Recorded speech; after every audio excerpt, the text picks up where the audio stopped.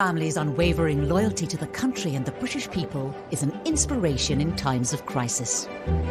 They are brave and they have this rock-hard sense of duty that runs all the way through them. During the Second World War, with British morale at an all-time low, the royal family stepped up, and one member in particular stood out. Putting themselves in the line of danger was integral to the wartime effort, was the Queen Mother's genius, really.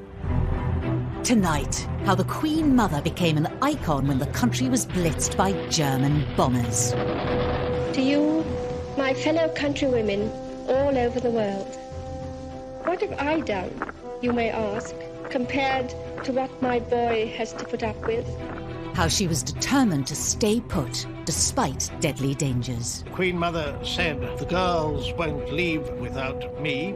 I won't leave the king, and the king will never leave." And she meant it. How she took extreme measures to protect herself from the imminent threat of German kidnap. She was ready with this rifle. She had guts, and if she could, she would have used it against the enemy. And the moment Hitler came close to an assassination that would have changed the course of our history. Hearing the unmistakable whir-whir of a German plane and the scream of a bomb that hurtled past them and exploded in the quadrangle. We'll hear how this extraordinary lady boosted morale across the empire. I wish you all every good fortune in the admirable work that you are carrying on.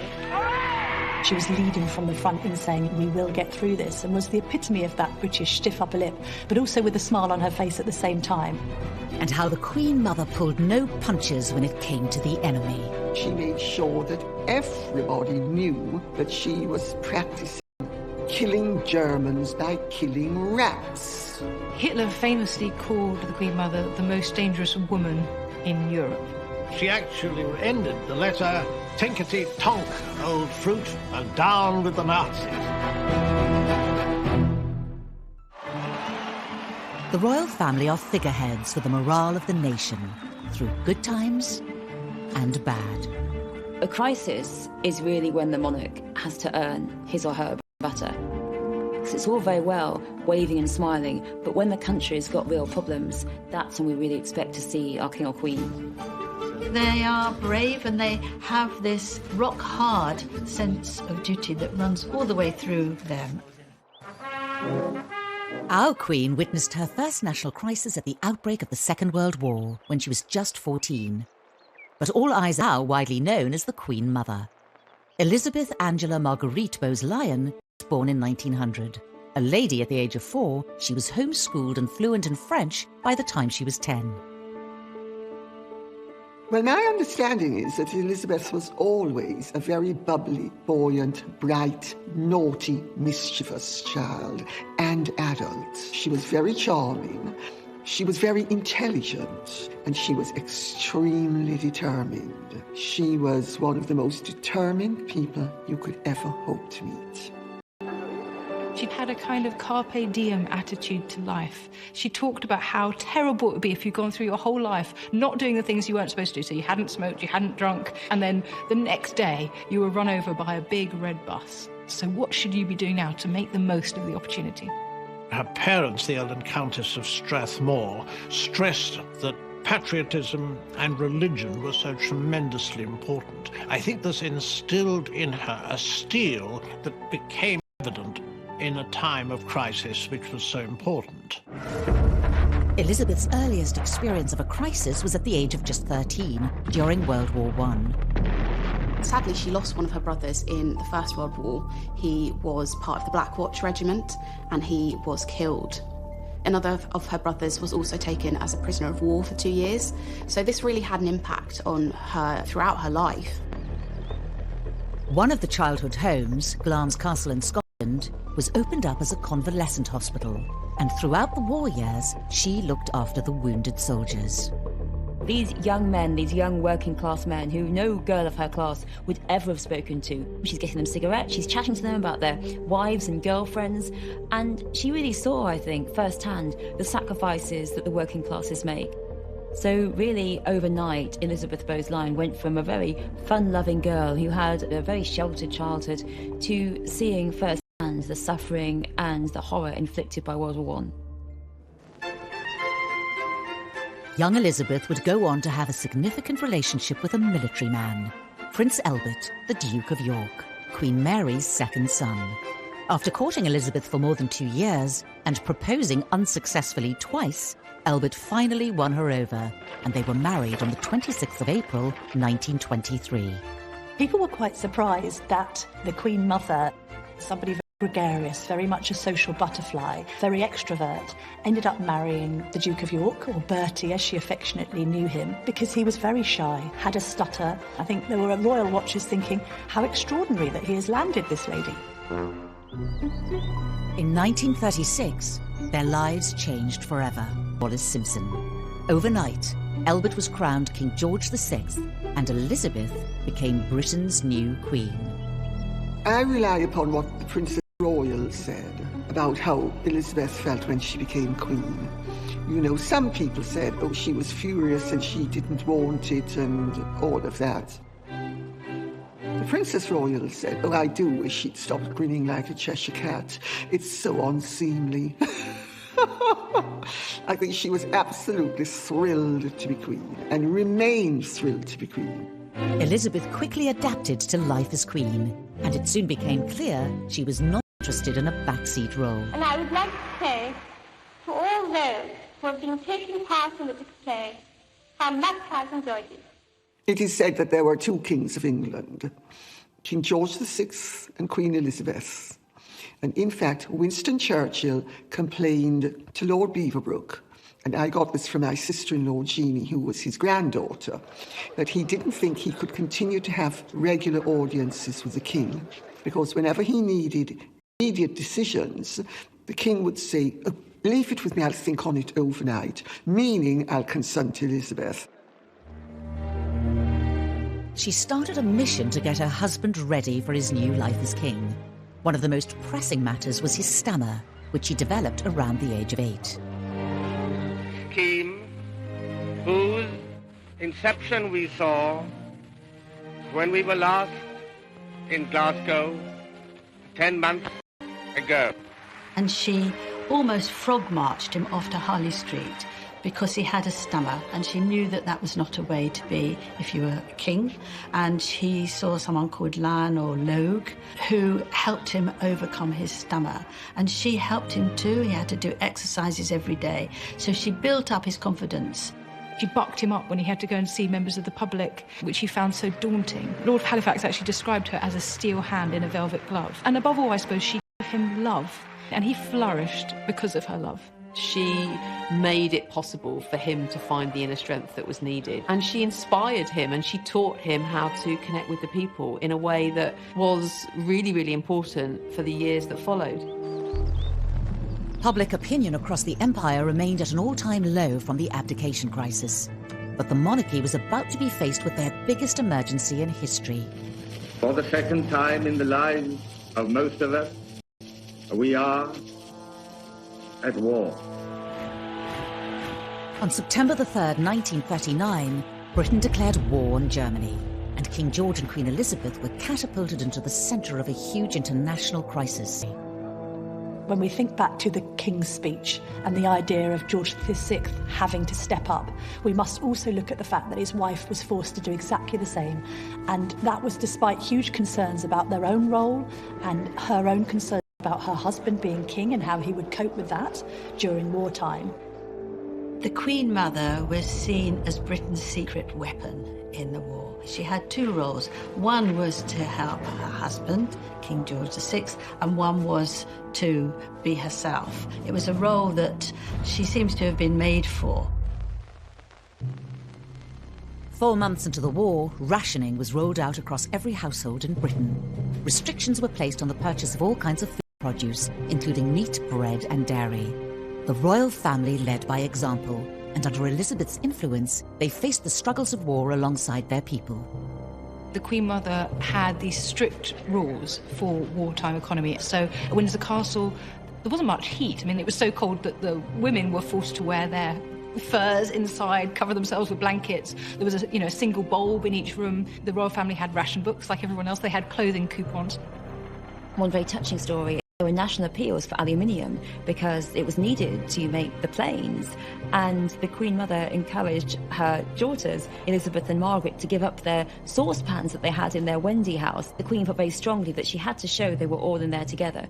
When Churchill came to visit, he was taken aback by the fact that the Queen Mother had instigated the palace to react positively to rationing. He was given some sandwiches and he said they were disgusting, and were they filled with sawdust? The Queen Mother was a very determined woman, and she was very tough, and it's very clear that this adherence to these strict rules during wartime came from her. A year and a half into the war, things took a dramatic turn for the United Kingdom. The 7th of September 1940, the Luftwaffe attacked London, leaving 430 dead, a day that would become known as Black Saturday. The Battle of London, which began with strong forces of Nazi bombers attacking the capital at night, led to a big fire on the waterside early in the onslaught. It marked the start of the Blitz, and over the next 57 days, the country repeatedly came under attack by German aerial bombers. The main aim was areas where the Third Reich felt there would be industrial production, and so we're looking at docks, we're looking at factories. In just 9 months, over 40,000 people died, and up to 139,000 were wounded. Over 1 million homes were destroyed. Churches, historic houses, museums, the Commons in the House of Parliament was destroyed. And so there was a sense in which the city, particularly the capital city, on Britain. The idea that you could be bombed to smithereens at home, war had never been like this before. It would always been overseas. Now it was at home, and the home was threatened, and the suffering was really unimaginable. London was bombed more heavily than anywhere else. The Luftwaffe destroyed a third of the capital. On the morning of the 13th of September, they set their sights on the city's prime target, Buckingham Palace. She describes these plumes of dust, the horrendous noise, and like any other families facing a similar situation at the time, that scrabble to find out if anyone had been injured.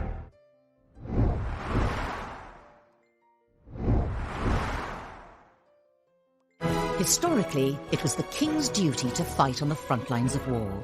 The last to do so was George II in 1743, during the War of Austrian Succession.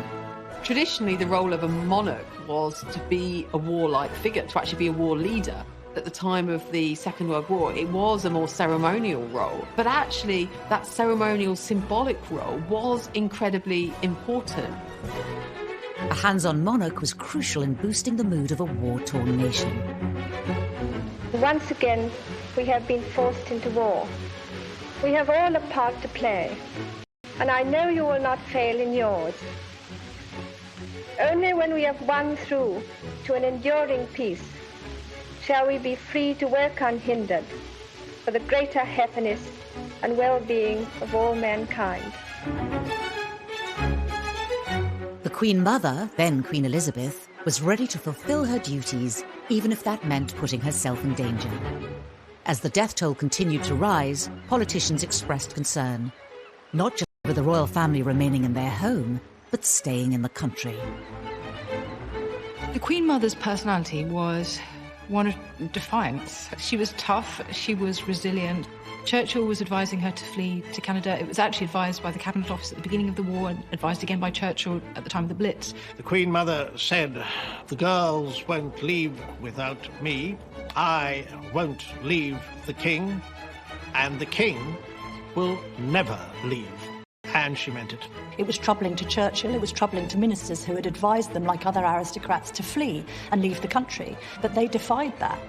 Elizabeth had a great amount of influence over her husband. I don't think he would ever have left the country. He'd have seen it as his role to stay. But I do think that he did consider that Elizabeth and his daughters should go, and she was determined that she should stay, and also that the princesses should stay as well. Elizabeth knew exactly what she was doing. Press reports of the family remaining at the palace portrayed a powerful message to both the enemy and the people at home. Their resistance and of British pride. The message was that things weren't that bad. They couldn't be that bad if the King and Queen were still here. So it's very much a sense that they were saying, we are in it with you. This is a narrative of shared suffering. And it's amazing what people can endure if there's a sense of equity about the distribution of the suffering. And so understanding that, putting themselves in the line of danger was integral to the wartime effort was the Queen Mother's genius, really. Well, I think there was a very strong propaganda message to the royals staying put. It was very much this sense of we will not be defeated. Refusing to leave the most iconic building in the country was a tactical move, but it left the family and their staff vulnerable to attack from the Third Reich.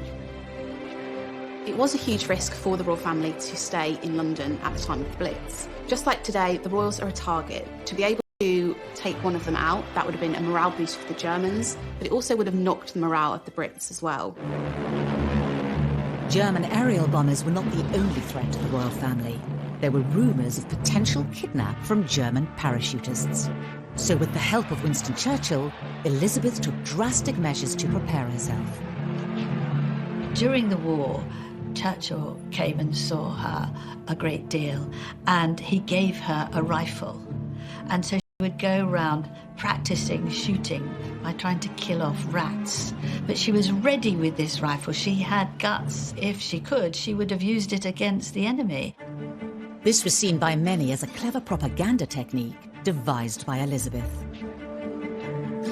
She made sure that everybody knew that she was practicing killing Germans by killing rats. There was a link, and the link was that the Nazis were rats. And so the word was leaked that she was at the palace practicing shooting rats. Propaganda is very important in a war. All of this tells us of a woman who was humorous in the face of disaster. The expression is a tough old bird, isn't it? She was somebody who wasn't going to easily be cowed. If you think that the best way to deal with rats is to practice hitting them as if they're Germans, then you've got a certain spirit about you. Nothing could prepare Elizabeth for the events that unfolded during September 1940. On the 8th, a 50-kilogram bomb was dropped by the Luftwaffe on the grounds of Buckingham Palace, but it failed to explode. Just a few days later, at 11 a.m. on the 13th of September, the Germans hit the palace again. The Nazis hit Their Majesty's private chapel. The King and Queen had worshipped here only a few hours earlier. An unpublished letter written by Elizabeth gave us a unique insight into what happened that day.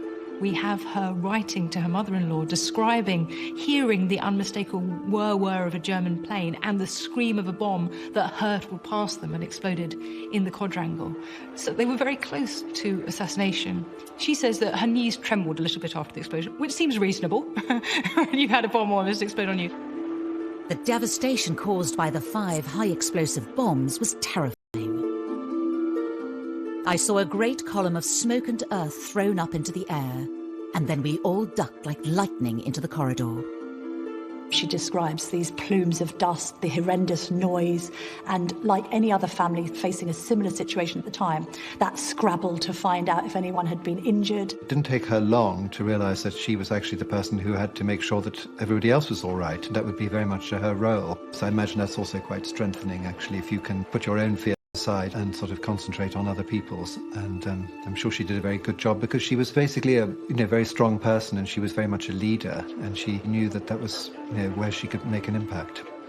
She went to check on the housemaids, she went to speak to the chef, and she talks of how the servants were really magnificent.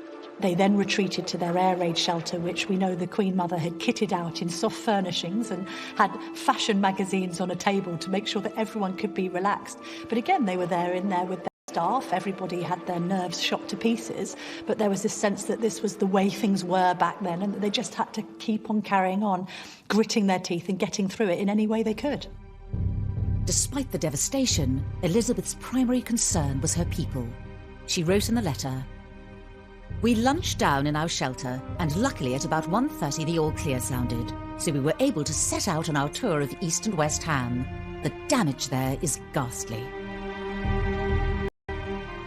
Rather than staying around to deal with their own problems, they went to see those in the East End who'd also been bombed. So that's a private letter, and I think as such it gives us a privileged insight into the character of this woman. The letter also gave a touching and personal description of how Elizabeth was feeling at the time. It does affect me seeing this terrible and senseless destruction. I think that really I mind it much more than being bombed myself. 4 people were injured that day, and later 1 died. The King and Queen had been lucky to walk away unharmed. Churchill himself was not told the closeness of this attack and what had happened until quite a long time later. She wasn't intimidated, she wasn't scared, so I really think that showed it. Her spirit is summed up by the way she said, "Dear old BP," meaning Buckingham Palace, "is still standing." And to a cousin, she actually ended the letter, "Tinkety tonk, old fruit, and down with the Nazis." The bombing was a pivotal moment in the royal family's relationship with the public. Hitler had actually brought them closer together. I think from the Nazi high command that if they bombed Buckingham Palace, it would create press images of this destitute sovereign, the bombed out palace, and it would lead to despair among the British people. And exactly the opposite happened. 40 reporters were invited to view the damage. All civilized people give thanks that their majesties have escaped the Nazis' barbarous attacks. The Sunday graphic newspaper detailed how that day resonated with so many people. For the second time, a German bomber has tried to bring death and destruction to the home of their majesties. When this war is over, the common danger which King George and Queen Elizabeth have shared with their people will be a cherished memory and an inspiration through the years. The message that was coming out of that was, this beast in Berlin who has tried to assassinate our beloved sovereign, we can't let them get away with this. And there was a sense of pulling together. So immediately, it actually served to do the opposite to what the Germans have thought and became this extraordinary PR opportunity. The king is still in London, in London, like Mr. Jones and Mr. Brown. The king is still in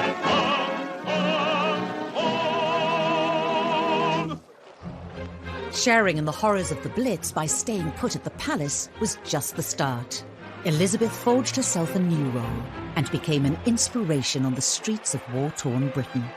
There were times when the Queen Mother was putting her arm around people, physically comforting them through this horrific time. She was by her husband's side, but really was hugely influential, and it was almost more her than him that became the figurehead at this time of great national crisis.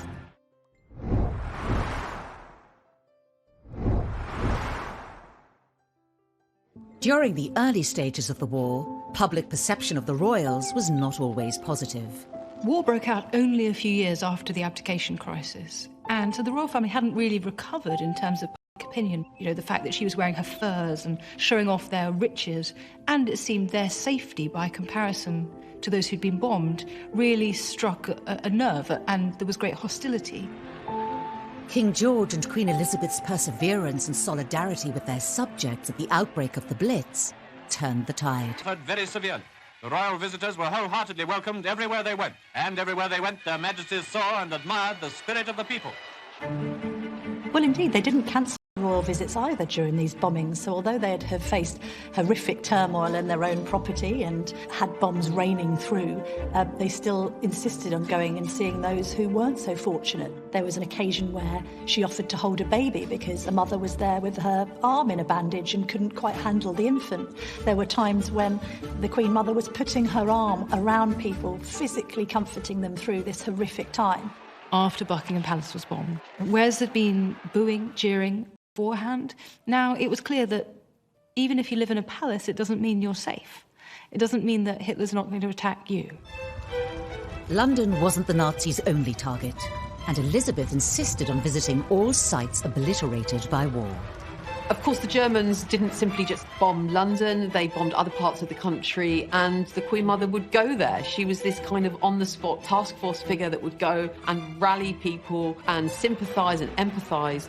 They were very much at the forefront of this charm offensive to just try and keep smiles on faces, try and keep morale up, and they did that well beyond the confines of Buckingham Palace and went all over the country doing it. There was an incident in Plymouth in March 1941 when a place which obviously a naval port had been bombed badly during that day. They visited, and after they left that evening, it was faced with another bombardment.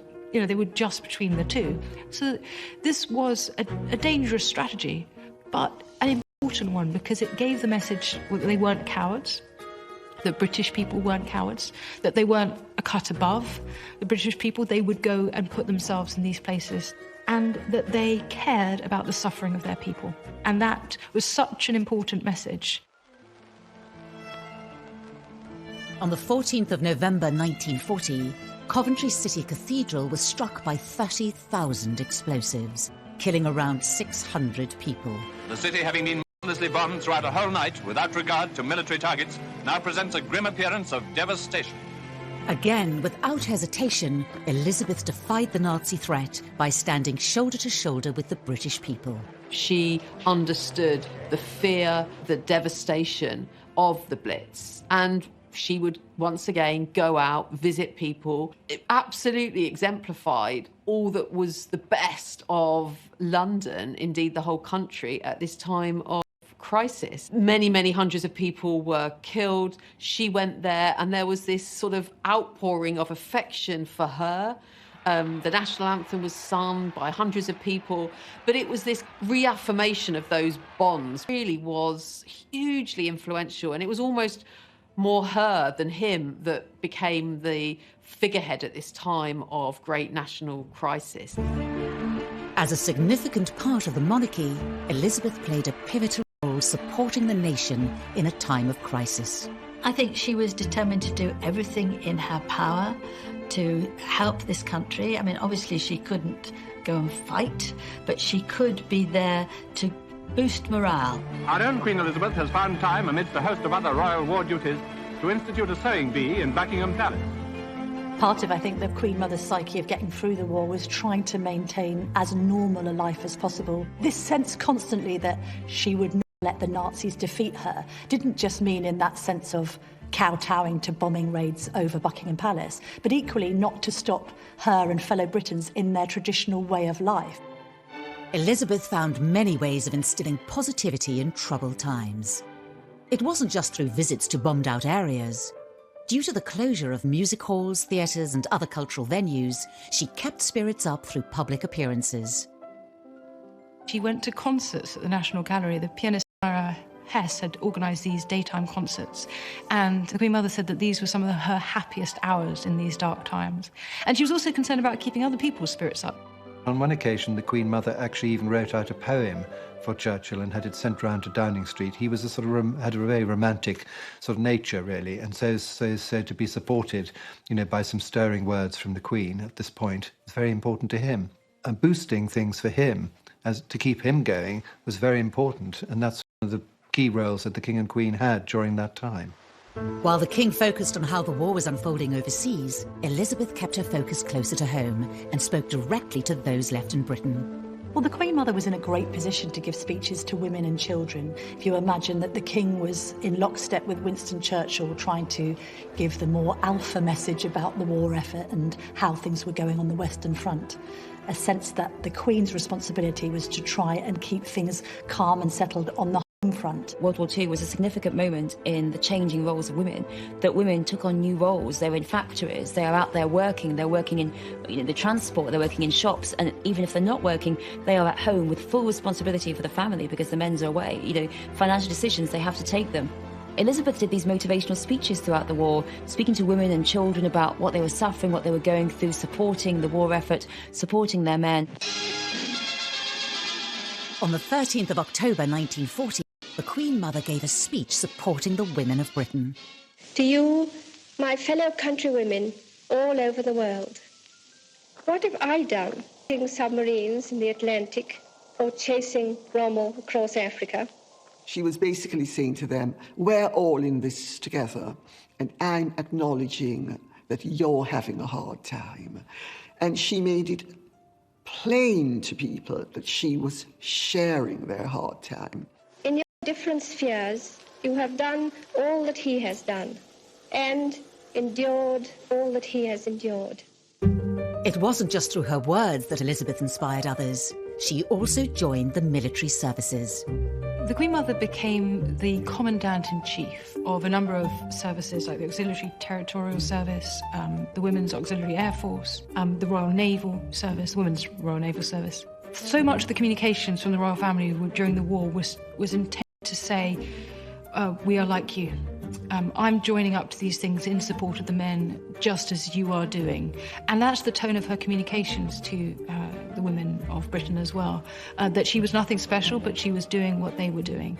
And that was the symbol that was at work there, really. It was the work of their mother that encouraged Elizabeth and Margaret to follow suit. Princess Elizabeth, now a second subaltern in the ATS, has been on a 3-week course of instruction. In the classroom, she pores over a map, sharing it with a sergeant, Patricia Young of Fleet, Hampshire. Well, I think the Queen's example was followed by her daughters literally to the letter, in the sense that the Queen said she wanted to contribute to the war effort and contribute to the military effort.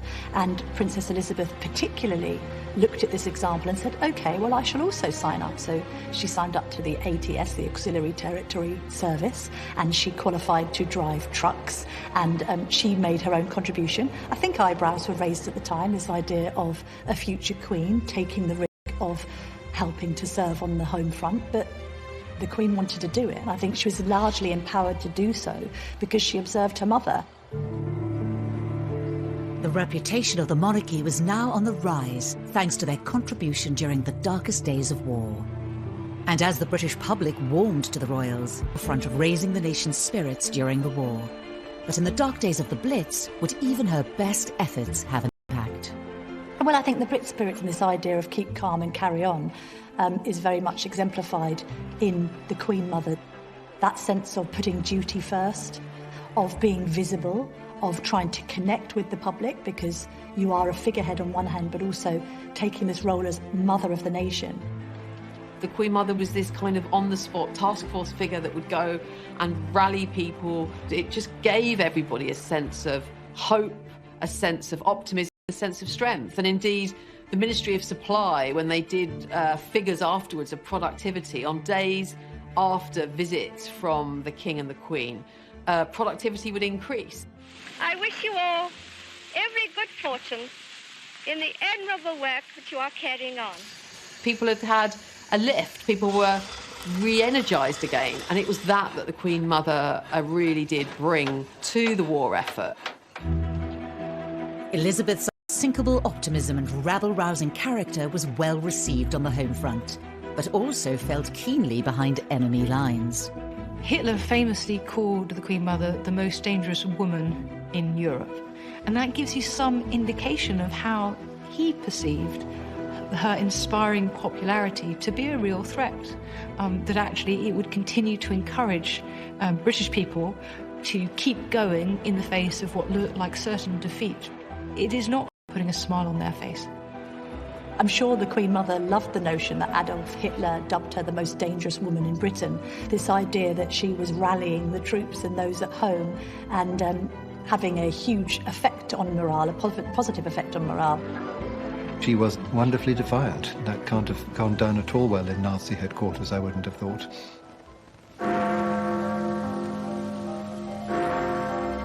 On the 11th of May 1941, the Blitz came to an end. 4 years later, at 6 p.m. on the 8th of May 1945, Germany surrendered unconditionally. The King broadcast to the nation that the war in Europe was finally over. Germany, the enemy who drove all Europe into war, has been finally overcome. The Queen and I know that the ordeals which you have endured, we are proud to have shared some of them with you. So V-Day, Victory in Europe Day, was huge. The end of the war. But you've got huge, jubilant crowds gathering, people jumping in the fountains in Trafalgar Square. You've got people dancing in the streets. And at the heart of this is thousands of people gathering to pay tribute to the royal family. The royal family were at the heart of the nation's celebrations. The King and Queen had been at the heart of the war effort. And that was displayed in the appearances. Everybody went absolutely wild. The King and Queen were called onto the balcony 8 times. They were there sometimes with their daughters, sometimes with Sir Winston Churchill. People went crazy. It was the most wonderful, wonderful day. The average Briton were calling for the King and Queen because they absolutely perfectly embodied the spirit of the nation.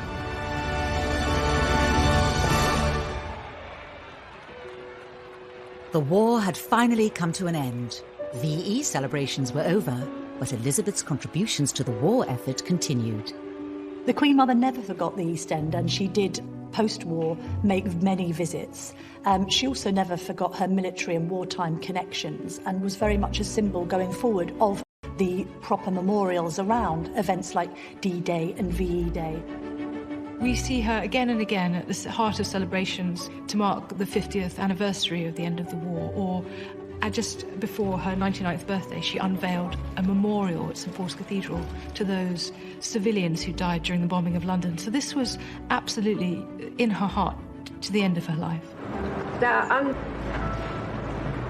To take the Blitz as it came, they defied it. In particular, Elizabeth's unique relationship with the East End was never lost. After all its residents had been through during the Blitz period, her commitment to them continued, visiting them whenever she could. The famous one is from 1987 when she visited Limehouse. She went to a pub, she poured a pint, so she herself was 87 at this time, poured a pint and then drank it about 3/4 of it, we're told. She was the best of them, and for them she was not this great other distant privileged woman. She was a woman who had gone through the war with them, at one with them, had seen them through. One lovely thing was that every year whilst the Queen Mother was alive, at her house, Clarence House, on her birthday would arrive a huge cake from the East End, which was from all of those that she had comforted during their terrible suffering. Long after the war, really right through to the end of her life, she was one of theirs, and there was a sense of real affection and bond between them that really actually, never died. The Queen Mother's death on the 30th of March 2002 marked the end of an era for Britain and the monarchy. I remember it very clearly, a sort of terrible feeling of loss when she went. There was a feeling that somehow a tremendous sort of spirit, who had been still very visible right up to the end, had suddenly left us, and that was very sad. I think that everybody who remembers the Queen Mother remembers her affectionately. And there was this great outpouring when she died. She had lived a long life, 101 years, but she was a great loss. And the only thing that we can take from that as a silver lining is that so much of what she exemplified in her life has since been adopted by the younger royals. The Queen Mother's efforts during the Blitz set the standard for future royals, particularly in times of national crisis. The Queen Mother's example was very, very important to the other members of the family and to the younger ones as they saw what she did. And certainly the way that the royal family operate today, the Queen is very quick to go to a place of tragedy or crisis.